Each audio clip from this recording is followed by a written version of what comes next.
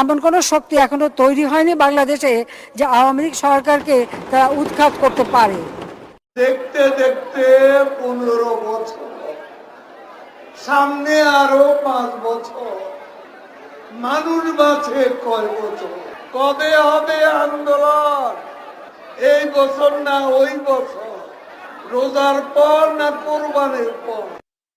অবশেষে বৈষম্য বিরোধী ছাত্রদের অসহযোগ আন্দোলনের তোপে পদত্যাগ করে দেশ ছাড়তে বাধ্য হলেন শেখ হাসিনা।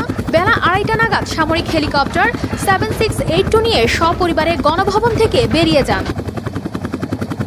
আরে এরা কারা? কোত্থেকে এলো এরা? আব্বা, আমি আর পারলাম না, ওরা আমায় ছাড়লো না, ওরা আমায় দেশ থেকে তাড়িয়ে দিল। তুমি রিয়েলিটি মানে নাও, তুমি রিয়েলিটি মানে নাও, এদিক চিন্তা ভাবনা না করে নিজের মানুষকে বাঁচাও।